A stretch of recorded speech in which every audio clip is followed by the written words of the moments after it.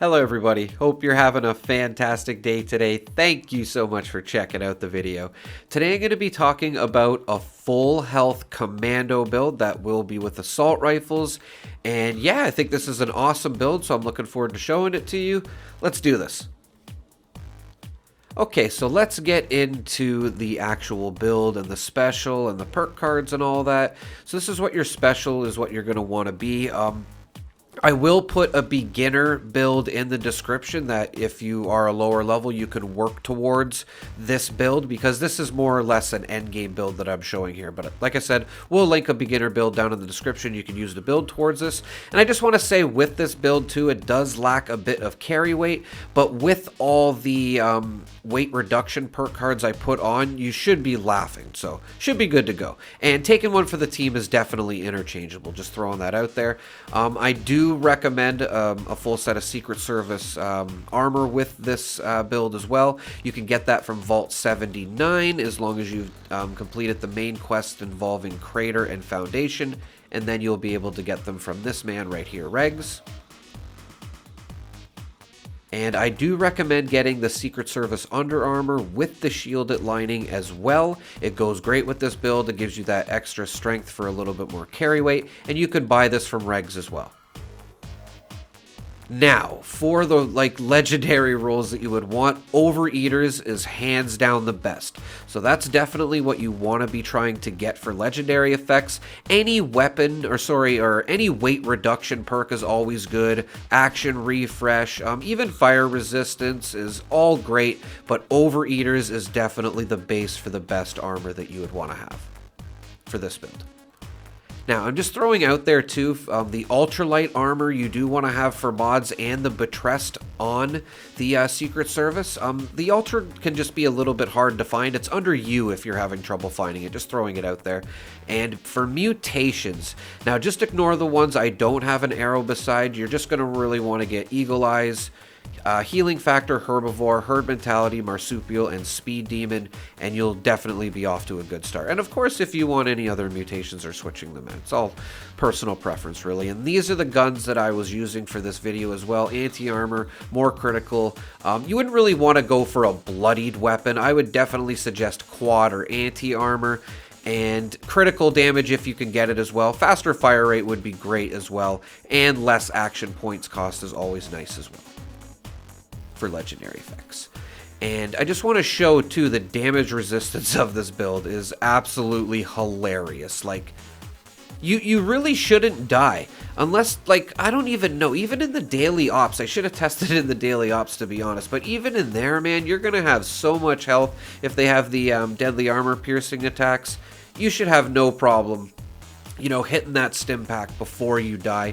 And I did include Born Survivor in on the perks under agility, so you can see when your health does get low enough, and if you're not paying attention, it will catch it for you and pop a stim pack every 20 seconds. So just try to keep an eye on your health, and I really don't see how you would die from this build. Like, obviously, you know, things happen, but for the most part, like, you're pretty tanky, man. Like, nothing can really kill you.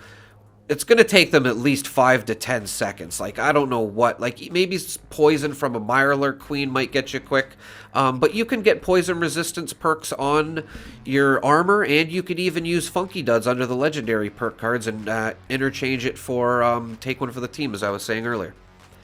And yeah, this build was, honestly, I didn't expect to do as much damage as I did. Like, an ultrasight rifle is probably not the most damaging weapon or rifle in the game, but you can see, like, I'm just destroying everything here. Even Scorch Beast didn't have a chance. Now, of course, it's a good roll and all, but it's just to show, like, the variety for rifles as well with this build. You can use pretty much any rifle, and you will have a lot of fun with it, as I did. And you can see, even with an underpowered rifle, you're doing more than enough damage. Like, you're even going to see me using the assault rifle here, which everybody will say is an underpowered assault rifle, and I totally agree, but it more than gets the job done. If you want a powerful weapon with this build, the railway rifle is always amazing. It will just destroy bigger enemies, as I'm showing here. Like, I take out a Mirelurk Queen here and 2 Scorch Beasts, and yeah, it wasn't even a problem.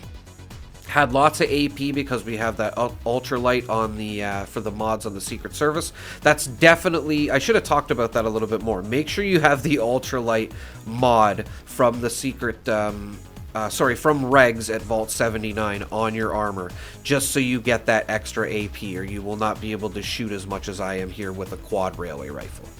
You'd probably be fine with most things without a quad, but you're just going to want that ultralight on there. And you can see it doesn't even use that much AP. You're pretty much able to take out whatever you want in the area, like up to 5 or 10 enemies sometimes, especially with the railway rifle, because it doesn't seem to use a lot of AP. And weapons that do, rifles that do, you shouldn't have a problem with the ultralight mods on the armor. You'll have tons of AP, and you'll be able to just keep killing. Now, I do highly recommend coffee and canned coffee and company tea with this build, as it will allow you to keep spamming criticals more. This is kind of a critical build. And just to show you as well, Blight Soup is another great thing. It will increase critical damage. Keep in mind you're holding the critical button while you're holding the fire button, if you didn't know that. It should show you what your critical button is when you're in VATS at the bottom, if you didn't know. Make sure you're holding that critical button and the fire button. And yeah, again, Blight Soup. Like, it's only Blight, boiled water, and wood. And I was just showing you there at Abandoned Mineshaft 3, I think it was, is where you get it. And yeah, it's very easy to find over there. I get it all the time. And if you take a live and love with that, like, it's 188% extra damage. And that is kind of what you need with this build a bit as well too. But it does do more than a bit of damage. And I'm sure you guys will love this build if you're looking for a full health, tanky type build. Thanks for watching, everybody. Have a great day.